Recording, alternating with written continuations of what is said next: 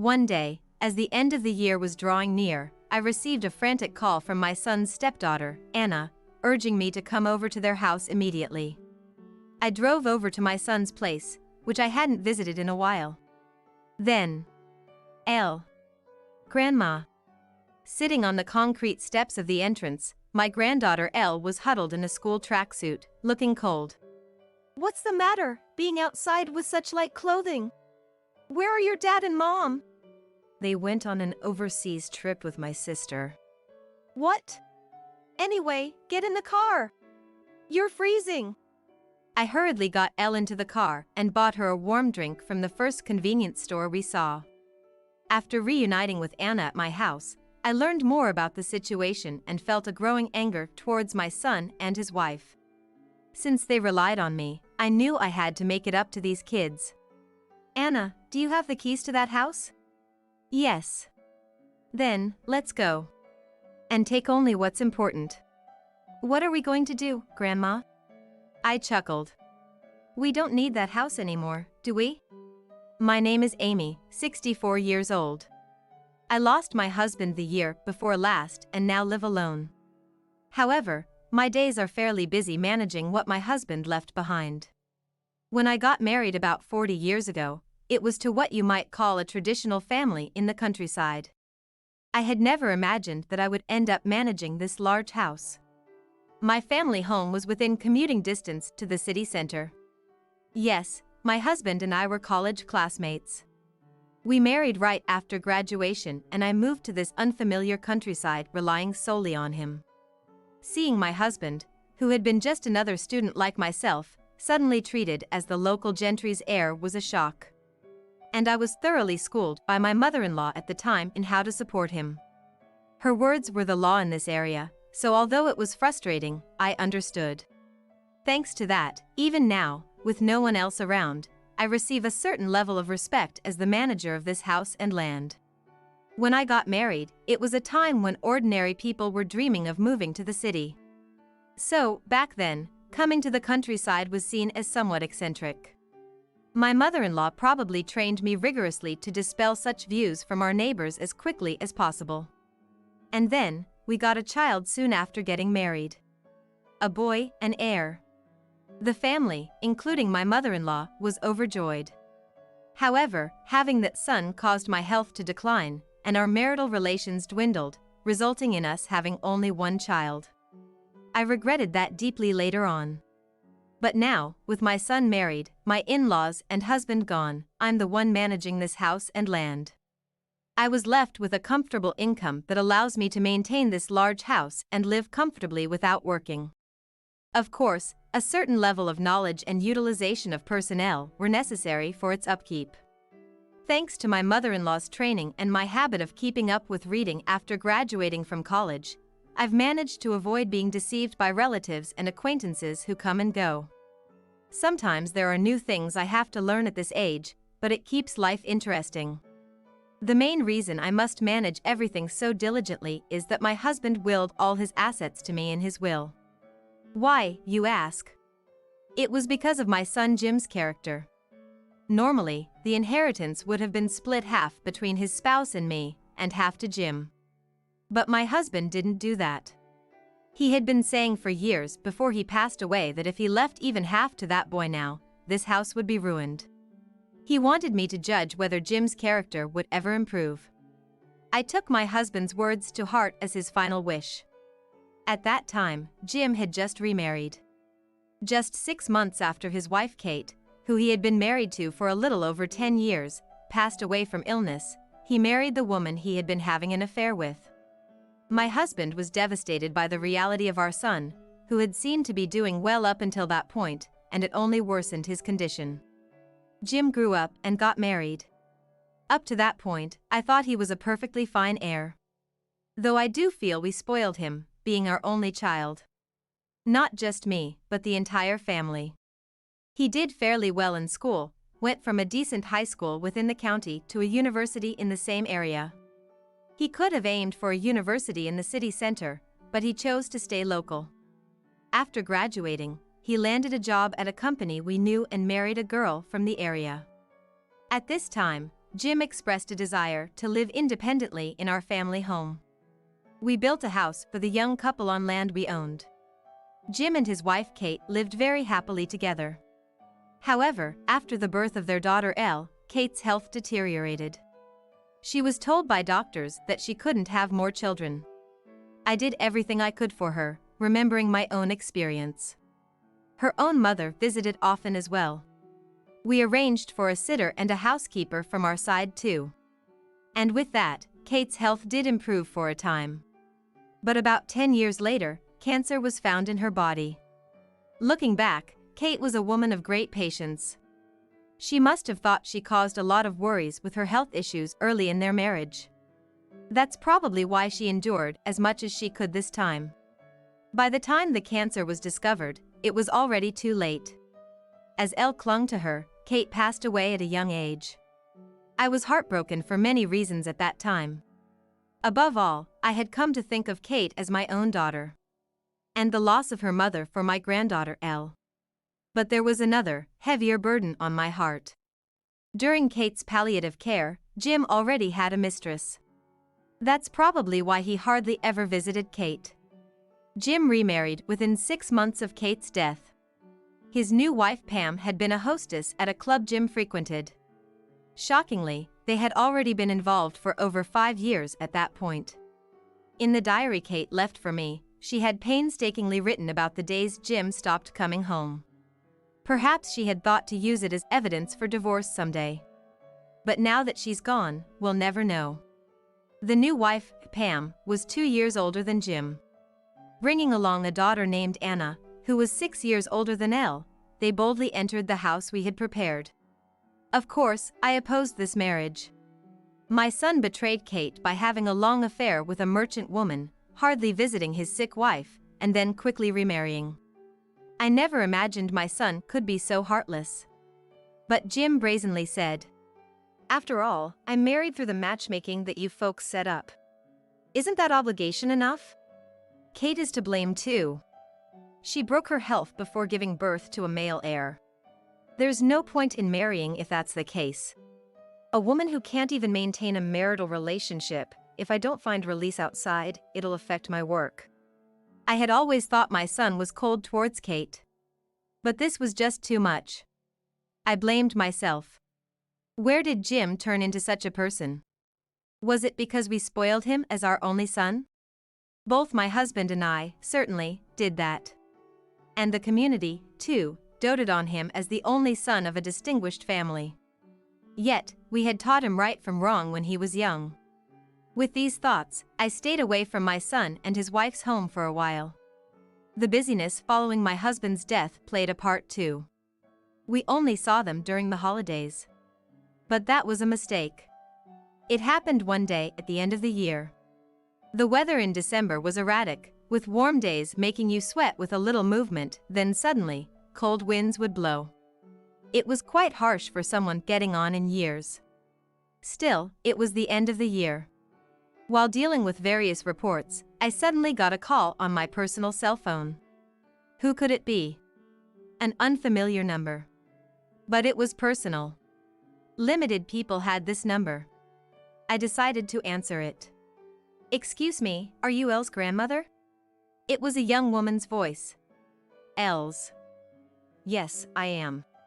"Who is this?" "I'm sorry to call out of the blue. I'm Anna, Pam's daughter." "Why is she calling me?"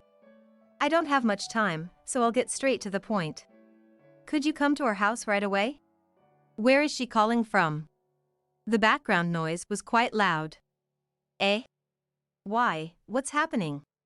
"I understand it's hard to trust a call from me. But we're short on time. I'll explain later." "Sorry." With that, Anna hung up. Though puzzled, fortunately, I had some free time then. Rushing out to drive, a dry, cold wind brushed my cheeks. Indeed, today was significantly colder compared to yesterday, I remembered belatedly. And so, I drove and parked at my son's house, which I hadn't visited in a while. There were 2 cars in the parking space, big enough for 4. Were Jim and his family there? With that thought, I got out of my car and headed towards the entrance. Then, Elle? Grandma. I hurried over. Elle was sitting on the concrete steps of the entrance, huddled up in her school tracksuit, looking cold. What's wrong? Why are you outside in such light clothes? Where are your dad and mom? They went on an overseas trip with my sister. Huh? I felt something off in her words. Anyway, come to the car. You're chilled to the bone. I hurriedly got Elle into the car and stopped by the first convenience store I saw to buy her a warm drink. She must have been really cold. She warmed her hands thoroughly before opening the lid and slowly started drinking. I wanted to ask what had happened right away, but decided it was more important to drive safely back home first. Once we got home, I took Elle to the living room. On the way, I called the housekeeper and asked for 2 cups of warm tea and some snacks to be prepared. The moment we entered the room and Elle said it's warm with a relieved expression, I felt an ominous sense. Feeling better? Yeah. Her response seemed younger than the Elle I remembered, even though she should be growing fast at 14. Even when she cried by her mother's sickbed, I thought her wrists seemed fuller. Her wrists, her hands? Elle, what happened here? I noticed her hands were severely chapped. Although it was common among children in my days, it's rare to see now. This started last year. It looks very painful. Have you been applying any cream? No, I don't have any cream, and I think it's because of using hot water for bathing, washing dishes, and laundry. What? Isn't there a housekeeper? Dad fired her. Said it was too expensive and made me do it. What about your mom? What about Pam? She's busy with various things, and Dad hates it when his hands get rough. And your sister? My sister is. I stopped myself. Is that how you were told to refer to her? Elle nodded silently. Dad says to call her that outside. Inside, I call her Anna. I prefer that, but... I see, then call her that, please. Yeah. Also, she's not my mom, Grandma. I was told to call her Madam. I don't want to, but if I don't, I get hit. Elle said this with a bitter smile. What was that about? What had been happening in that house during the days I stayed away? When Elle had eaten about half of her cake, she suddenly remembered something, reached into the pocket of her tracksuit, and pulled out a smartphone. But it seemed too basic, like something a grade schooler would have. After fiddling with it, she sent a message to someone. What's up? Anna told me to let her know when you arrived. That girl did. Yeah. Anna bought me this smartphone. What about the one before? After Dad remarried, she said it was too soon for me to have one and took it away. That person must be Pam. Didn't your dad say anything? Then, Elle shrugged her shoulders widely and made a grimace. Dad doesn't know anything about me. I was having trouble because I couldn't contact my friends for a while, then Anna bought me this phone, apologizing it wasn't the latest model. She also told me to make sure it never gets found. To make sure it's not found. By whom? Obviously, Pam, who took away the smartphone. Grandma.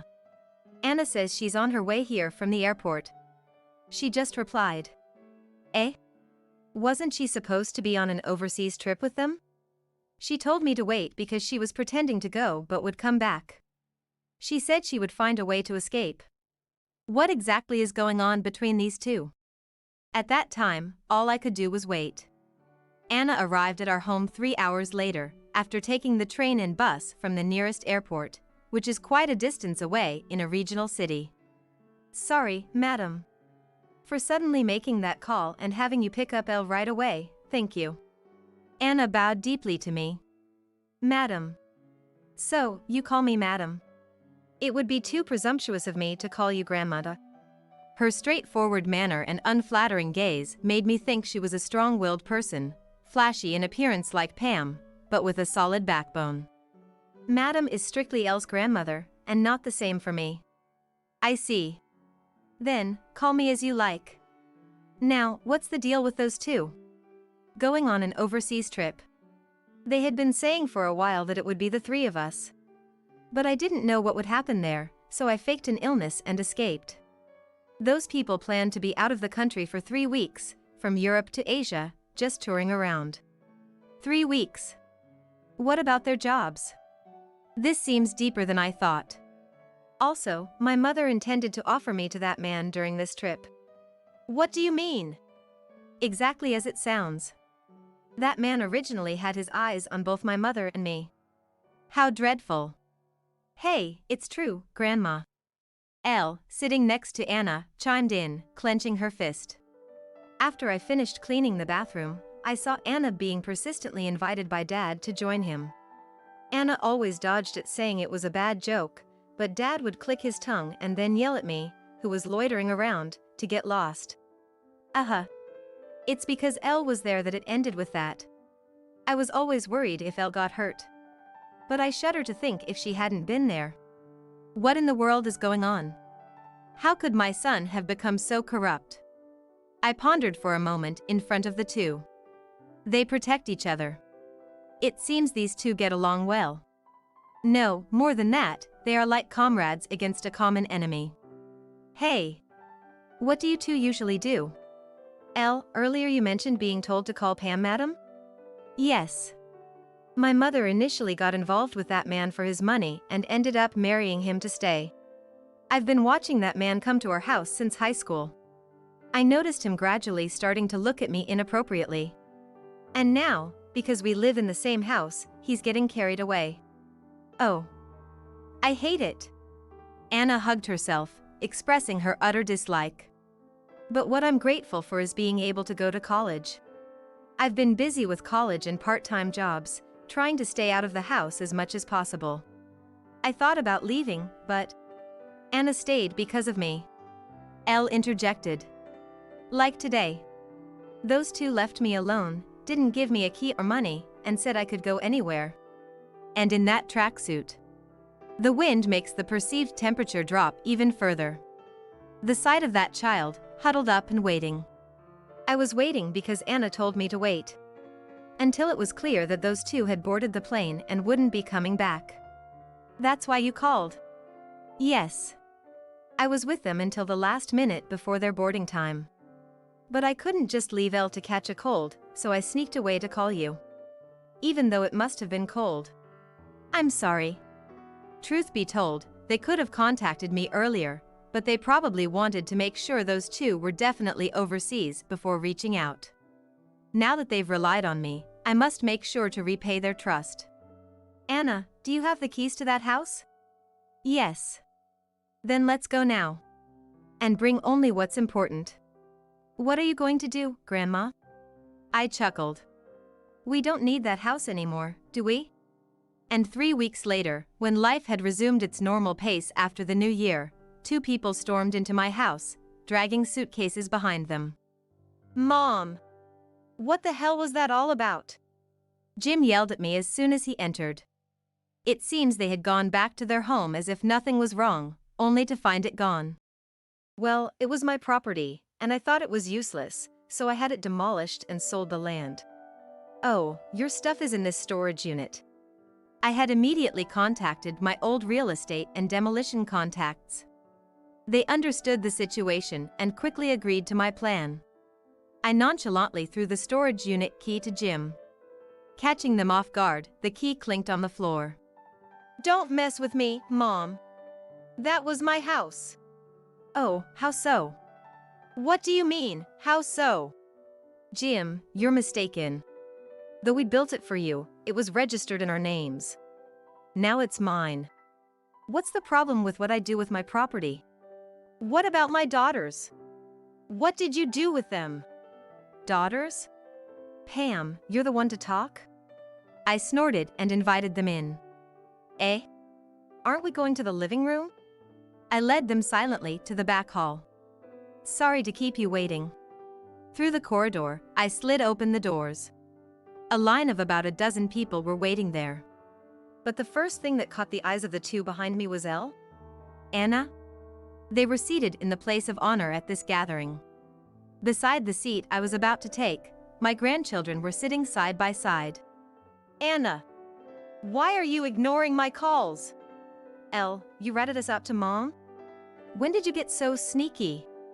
Their faces flushed with anger, Jim and Pam tried to approach the granddaughters but were restrained by the house staff and seated across from us. Still breathing heavily, they seemed unaware of the assembled company. Now, with everyone here, let's begin. I looked around at everyone and began. Thank you all for coming. Let's start with you, please. Thank you. Jim. Hope you enjoyed your long vacation. But there won't be a next time.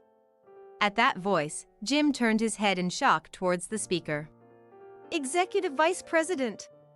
Jim's current direct superior spoke in a calm voice, but his eyes were not smiling. Really, I never expected you to apply for a 3-week vacation here. I thought you would have stopped such bad habits by now. Jim cringed under the low, powerful voice. He's always been arrogant towards those below him, but weak in front of his superiors, a trait that hasn't changed since he was a child.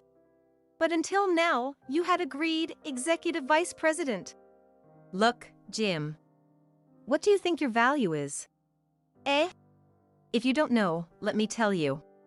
Your value to our company is solely as the heir to one of this city's prestigious families. Jim clenched his teeth in frustration. But it seems that no longer holds any meaning. What do you mean by that?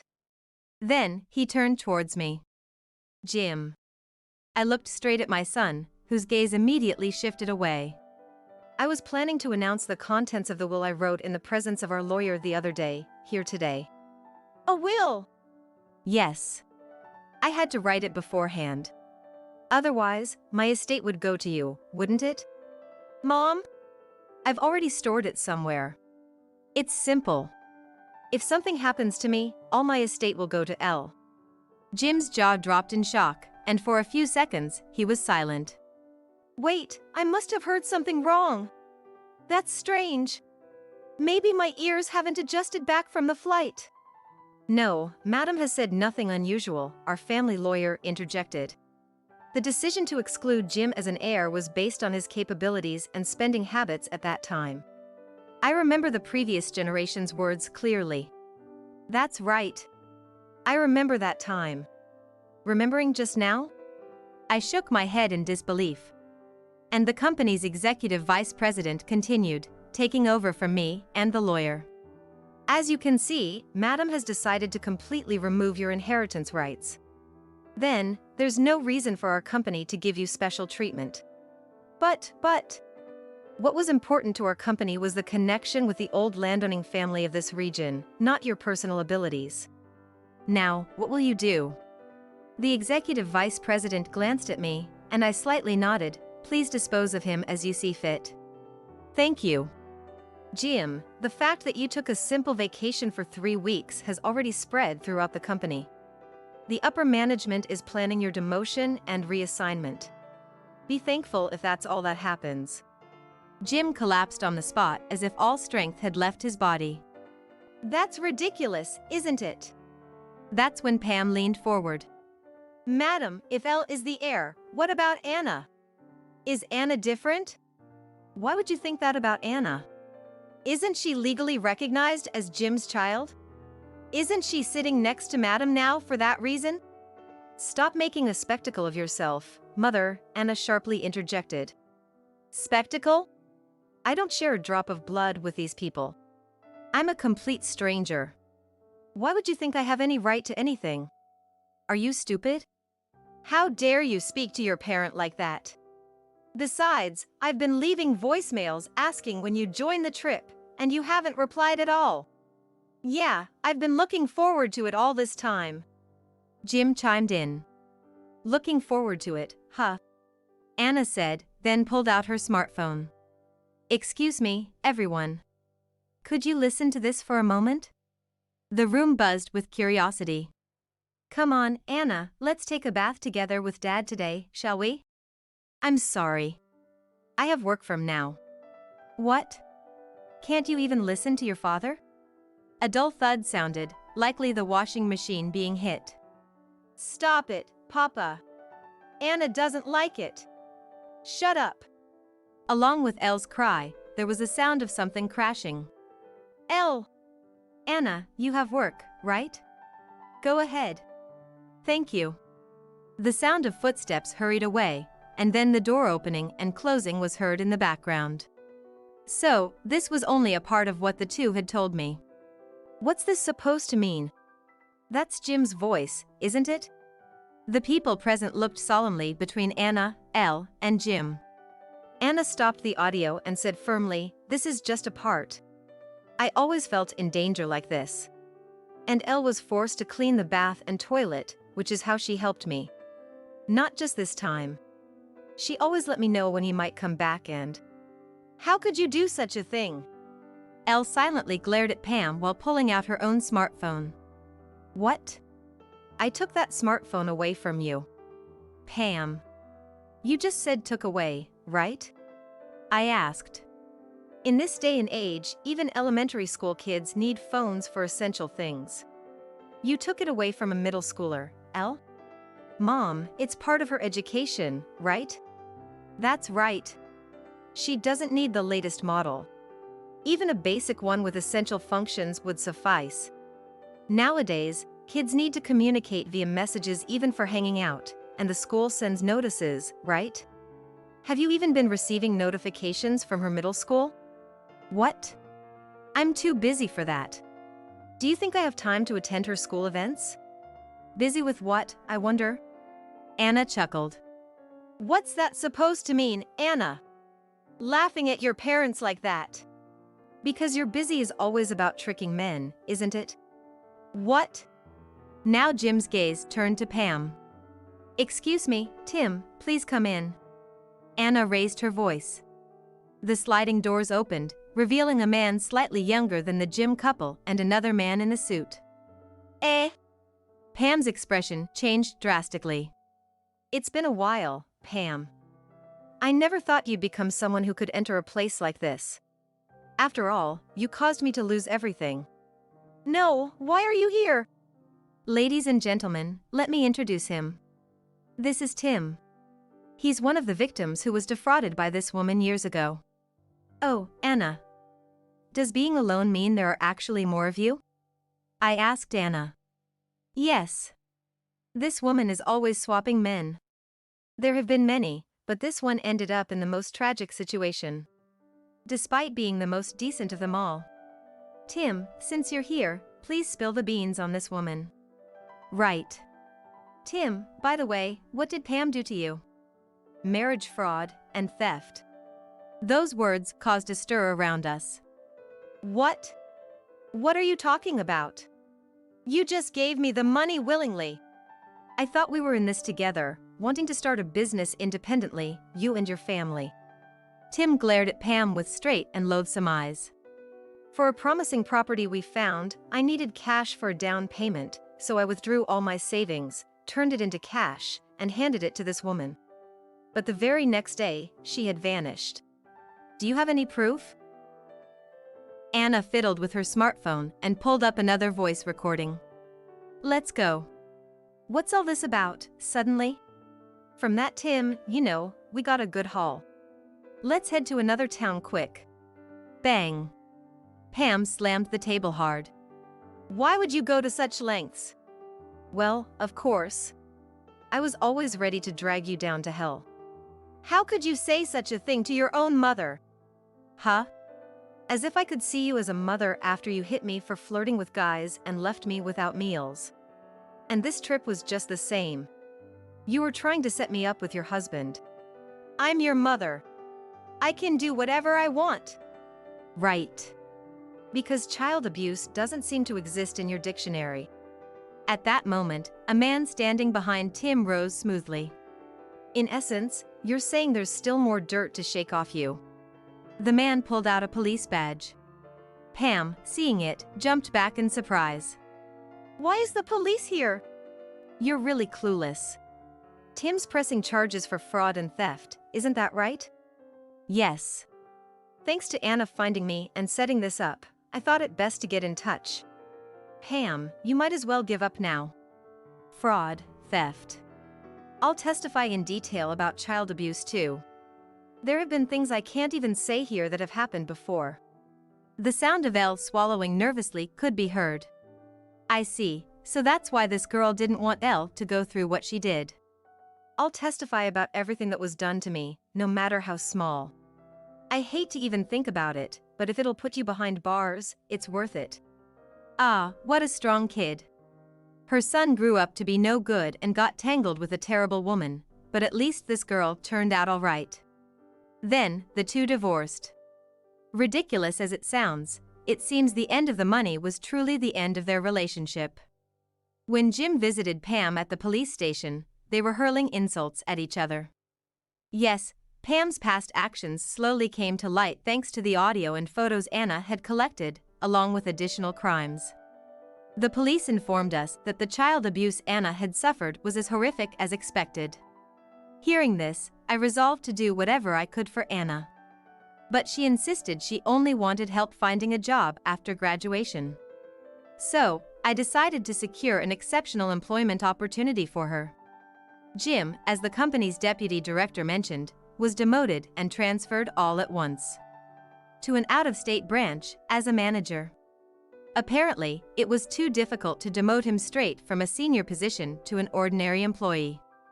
So, they placed him where he could do the least harm, in a state he'd never been to before. In the end, it was this very place, under our protection, that ruined him.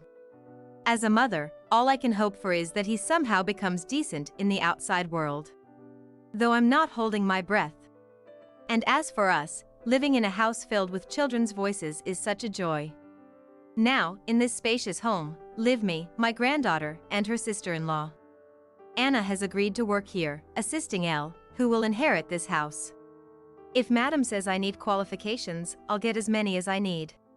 With this strong girl by her side, Elle's future looks secure. Yet, even with her strength, she might still be haunted by flashbacks of past abuse. For a while longer, I'll support these two. I must stay healthy to do so. Jim, the pus and parasite of this household, and that woman. Thanks to these kids who fought desperately to remove them, they can now enjoy a life suitable for their age.